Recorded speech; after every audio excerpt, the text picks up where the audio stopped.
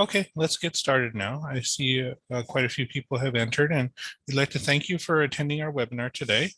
My name is Robert. Actually, Maria is out today, but I will be presenting this topic today, an engineer's guide to wireless technology. Let's see, we ask that you ask all questions at the end of the webinar.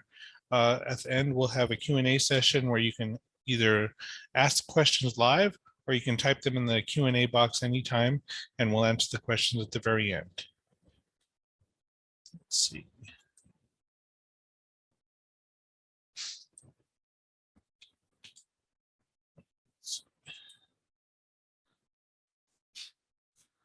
Okay, our topic today is a guide to wireless technology. First, we will do an introduction to Zigbee wireless technology. We'll also give you an introduction to our RF technology, which is using the same wireless band as Wi-Fi, traditional Wi-Fi. And we'll briefly show you some of our cellular modules, our IR infrared technology modules, our Wi-Fi and Bluetooth technology. And finally, we'll show you some wireless technology tips and tricks and how to connect to a SCADA system with your Modbus devices or serial devices. Let's see a little bit about our company information. ICP DAS was established in 1993. Our headquarters is in Hsinchu, Taiwan, and ICP DAS USA was launched in 2001 to support the North and South American markets. Our products are RoHS compliant, and we're a Microsoft embedded partner, and we also have ISO 9001 certification. ICP DAS USA has a knowledgeable sales staff, and we offer free tech support for 1 hour with purchase of our products. We offer fast shipping. We have a 1-year warranty on all of our products. We offer free webinars, white papers, and application stories and training videos to assist in your applications. We offer free data logging software with our data acquisition modules and control and monitoring software. These are our Modbus TCP and Modbus RTU modules. Zigbee technology. What is Zigbee? Zigbee is a standard created by IEEE 802.15.14. It's a wireless technology for communicating industrial protocols and to create a mesh network or star type or different wireless communication profiles. Zigbee uses low power radios and is, can be used for low power and short range applications. Standard communication range is about 800 meters line of sight. If you need to extend the range, you can use additional repeaters or additional devices to extend the network. So for instance, in the bottom right corner, you can see in the mesh topology, the Zigbee coordinator is the blue dot. The Zigbee routers and Zigbee end devices are used to extend the range or can be used to extend the range if necessary. This would also be similar to like a pipeline application where if you had like one coordinator and then had devices continuously every 800 meters line of sight, you can use that to extend the network. Each device counts as both a router and a coordinator, so you can extend the network. Let's see, Zigbee features network topology with long battery life, and you could have up to 65,000 nodes for each network. Let's see, our ZT2570. This is our host coordinator with both Ethernet and serial communication.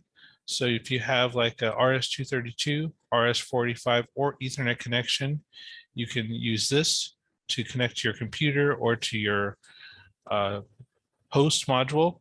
And then you could use slave modules like our ZT2571 or ZT2000 IO modules to provide data through serial communication or through Ethernet devices. The ZT2060 is a relay output module. This one also has 6 digital input channels, and it's great for using with on-off controls that you can use in combination with the ZT2570. Again, communication distances up to 700 meters line of sight, and this module supports DCON and Modbus RTU protocols.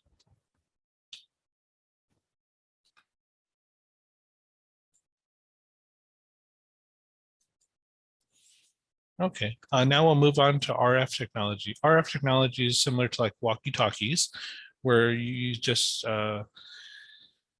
communicate using radio frequencies, and these are similar to the Wi-Fi bands as well.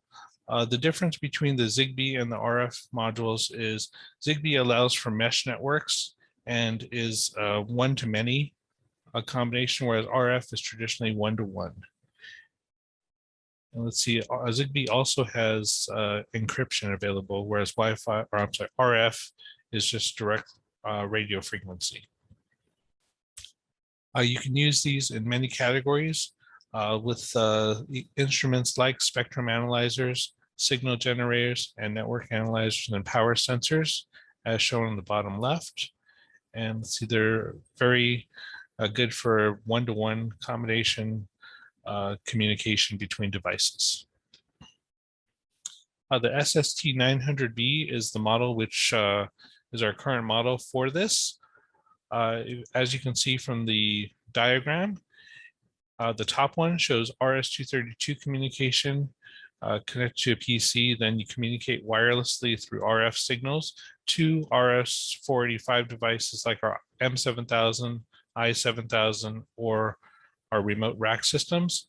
The key to this is that it's just a bridge for communication. So whether you have an RS-232 device at one end and an RS-485 device on the other end, it's as if they're connected, just going through a converter. So in other words, it's acting like a RS-232 to RS-485 converter in the top example. The middle just shows RS-485 to RS-485, and it connects to our XPAC 8041, which again is just extending a serial connection through wireless technology.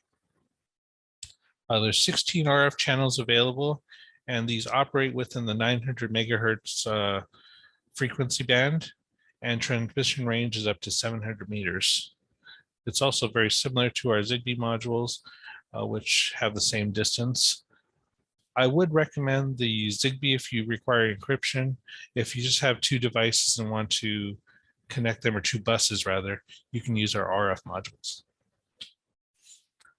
For cellular technology, we have 4G, 3G, and 2G modules. For these, let's see, the 3G and 4G modules are not FCC certified, so they're not to be used in the United States, but they can be used overseas, and we have many successful applications in which these have been used. Let's see, if you need some of these devices, please contact our sales department. They'll help you choose the appropriate product. Each generation, as technology gets faster and faster, the 1G is of course the slowest, 2G is a little bit faster, 3G is faster than that, 4G is much faster than that, and 5G is the current one. We don't have any 5G products currently, but we are probably going to develop them in the near future. Let's see, if you have any cellular applications where you need to communicate between devices through a cellular network, like say, for instance, a factory with multi locations, or you want to coordinate with headquarters, these would be great modules for providing data from each factory or each location. And again, the data is communicated through the cellular network, so it provides an easy gap to communicate between different locations. The GTP 541 is our latest 4G model. This one, again, is not for use in the United States since it doesn't have FCC, but can be used in many other countries which we support, including North and South America. This module is 4G compatible and backwards compatible with 2G and 3G networks. It has one RS-485 network, or I'm sorry, one RS-485 port and one RS-232 port to communicate to Modbus devices. This is traditionally used for Modbus communication between devices. So RS-485 is the most common. It is a serial to 4G gateway, so you can communicate using other protocols or other bus types, but the idea is that this is designed for Modbus communication, but you can certainly use it for just straight serial communication.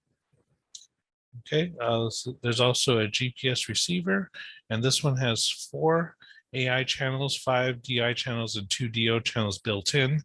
So you may or may not need to add additional devices or additional remote IO modules if you don't need more channels. IR devices, these are infrared, sort of like television remote controls and well, I won't say garage door openers, but like television remote controls, anything that uses IR signals like TV projectors, stereos, just standard remote controls. We have devices which can be used to control these devices. One popular application that I remember is we did a sports bar in which a customer used an XPAC controller with several of our IR technology devices and controlled the different televisions and different devices through the infrared technology by controlling the devices from a central point. Here's an application example showing a few of our products. The infrared devices are shown, for instance, the lamp, the curtain, the plugs, and whatnot. They communicate using infrared. The receiver in the middle, the IR310, controls the devices from the remote control. So in other words, these provide relay outputs based on an infrared signal that's being transmitted from a remote control or from a controller itself wired by Modbus RTU. So it's a Modbus controlled relay outputs along with infrared control. We also have our IR210, which can broadcast infrared signals to control devices which are traditionally connected with a remote control. So the IR310 is again used for controlling devices which are not traditionally infrared controlled, but the IR210 can be used with infrared controlled devices. So it's a solution for using both devices which are already able to be controlled by IR and devices which are traditionally not. The IR210 utility is used to configure these modules, and we also have RS-232 and RS-485 ports on the IR310, so you can communicate by Modbus RTU to the device if you want to use a controller or a SCADA system even. Wi-Fi technology, these are actually great modules for adding remote IO modules or control and monitoring in like buildings with existing Wi-Fi. You simply add these to your existing network, and you don't need to do any extra wiring. If you have a router, you just need to configure the router so that you can allow for additional devices, and you set these with an IP address on the network, and any computer within the network can communicate to these devices. And they're very easy to set up. I do like these a lot, and think these are a great solution for networks where you already have an existing Wi-Fi network. The WF 2019 is one of our solutions for this. We have quite a few different solutions with different IO channel types and channel counts. This particular module has 10 analog inputs and is used for control and monitoring of analog sensors and devices with 4 to 20 or voltage outputs. These communicate using Modbus TCP protocol, so they're very universally compatible with most PLCs and SCADA systems, and communicate up to 100 meters a line of sight between routers. But just you can use a Wi-Fi scanner to verify signal strength, and as long as the signal strength is there, you'll be able to communicate to these devices. It'll act just like any Wi-Fi device. If you have another, like say a laptop nearby, and it can communicate to the same network, then it would be able to connect to this module as well. For Bluetooth, we also have Bluetooth solutions. Bluetooth is a low power radio that streams on the 2.4 gigahertz band. It's typically used for point-to-point communication over short distances. Bluetooth is very popular with like cell phones and a lot of computer devices, but we have solutions for this. If you choose to communicate using data acquisition modules, we have short range devices which can also do Bluetooth communication. So it'll help bridge the gap using Bluetooth as opposed to Wi-Fi or RF signal.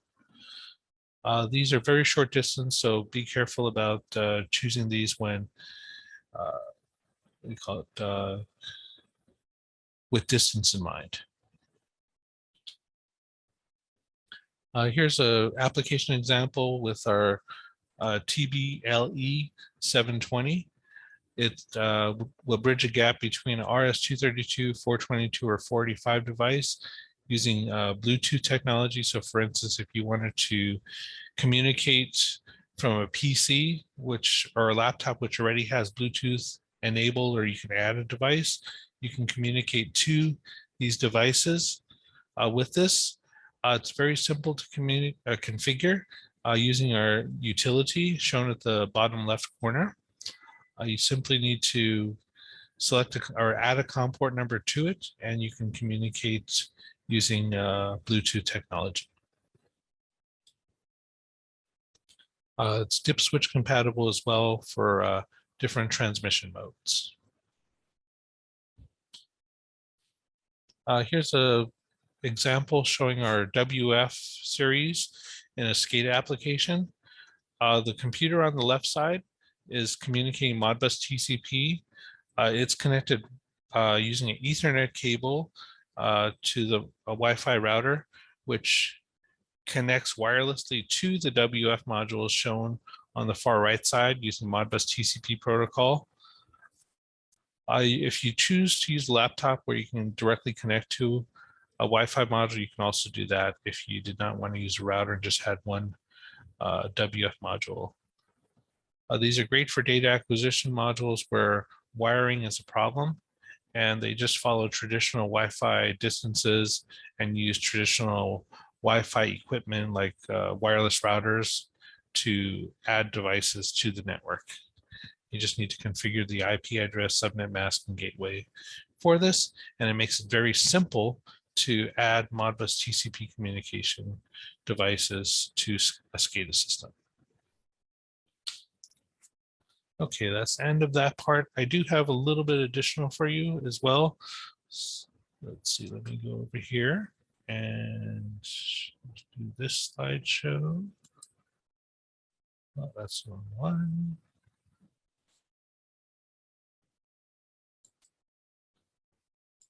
Okay, just a little bit extra information about Zigbee communication and Wi-Fi troubleshooting.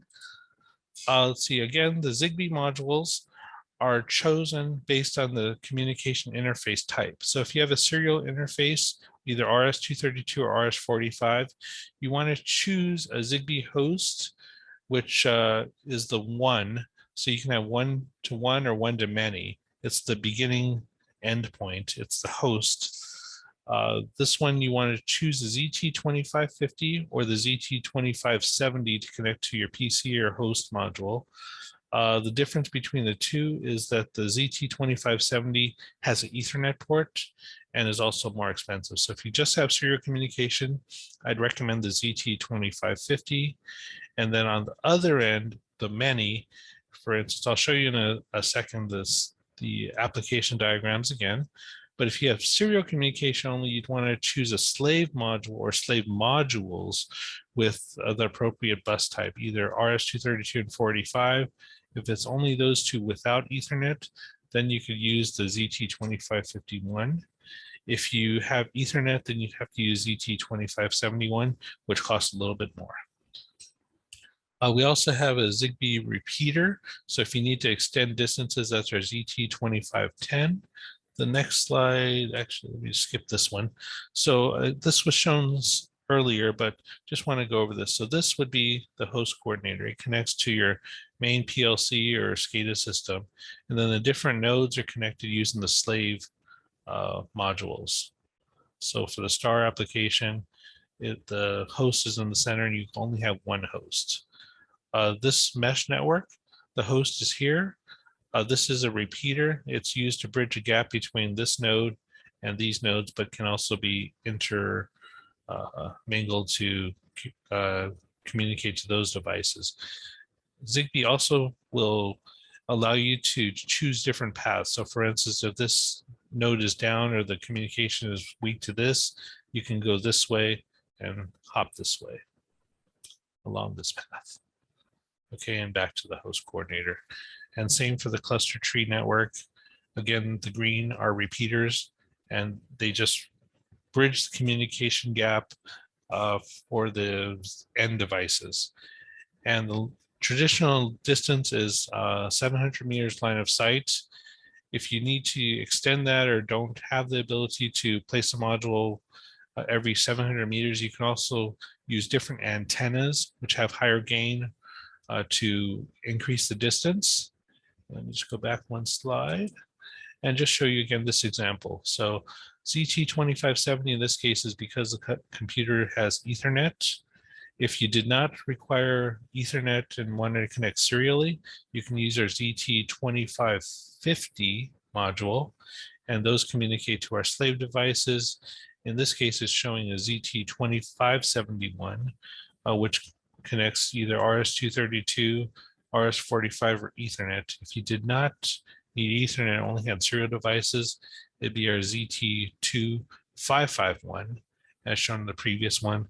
And we also have Zigbee I/O modules, which have built-in analog and digital channels in certain combinations that if you wanted to communicate Modbus and add those devices, you can use those ZT2000, which we can discuss later if you have any questions on that.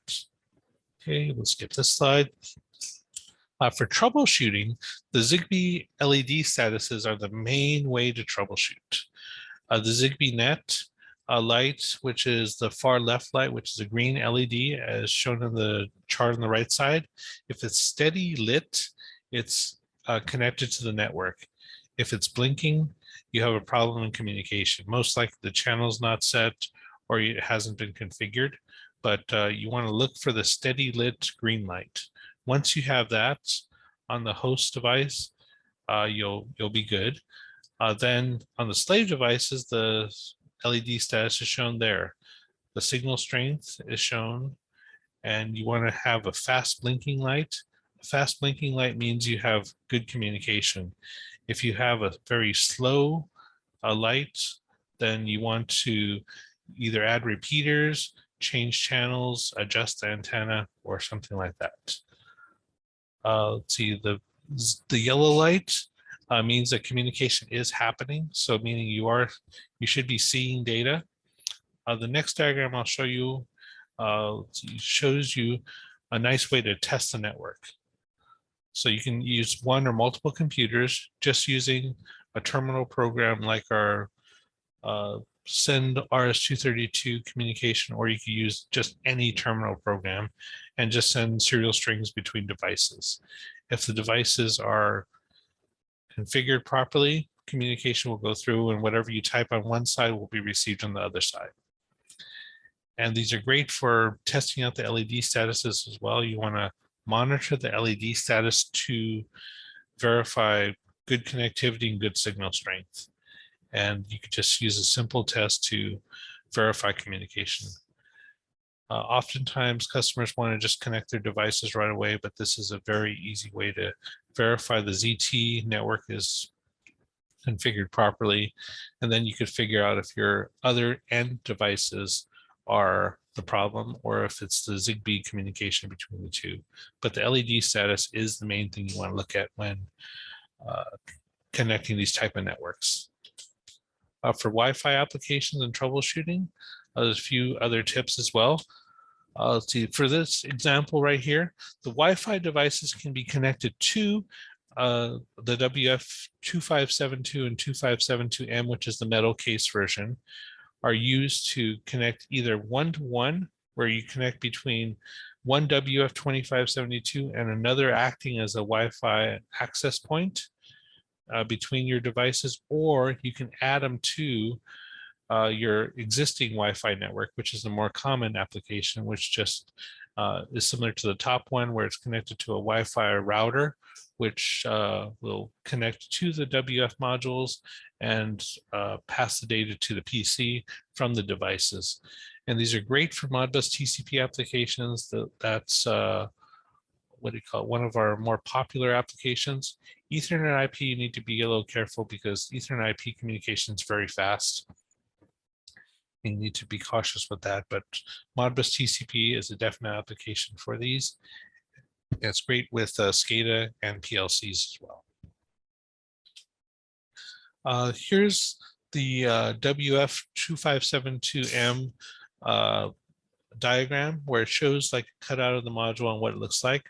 The system status LEDs right here and the signal strength LEDs are very similar to the Zigbee modules, where you can use them to troubleshoot and verify connectivity to your network. In this case, it's normally a router, but if you also want to view the signal strength, that's shown on the bottom right here, and you should see blinking of the communication light when data communication is happening. If you don't see blinking, then you want to check your device and make sure it's sending. For instance, Modbus TCP, if you do not have communication happening, you will see just a slow blink. Or I'm sorry, the LED will be off rather, as shown here. And this shows the connection status. So you want to always on, oh, I'm sorry, off for a connected. It would blink when it's disconnected. And then you also want to see blinking when communication's happening. So these are just a few additional tips that I wanted to show you.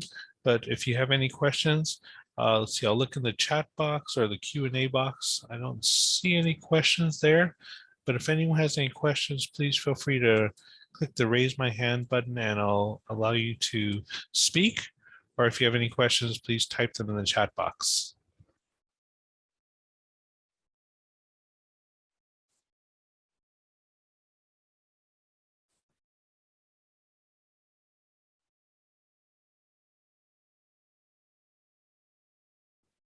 Let's see, I don't see any questions yet. Any last minute questions?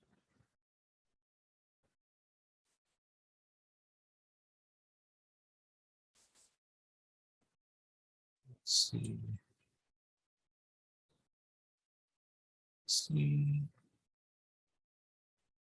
Okay, the Zigbee channel or Zigbee has up to 16 RF channels.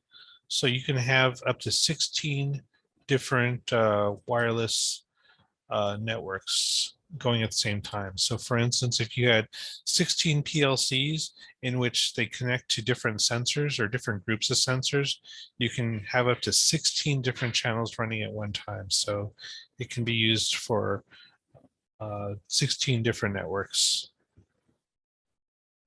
Let's see. Okay, I don't see any other questions. Any last minute questions? Okay, let's see. I don't see any other questions, so I'll wrap up for today. If you do have any questions, please feel free to contact us. We'll be happy to answer your questions, work with you on any applications. And if you want a copy of the webinar, please email us or we will put it on our website as well. We'd like to thank you for attending. Have a nice day and we'll see you next time.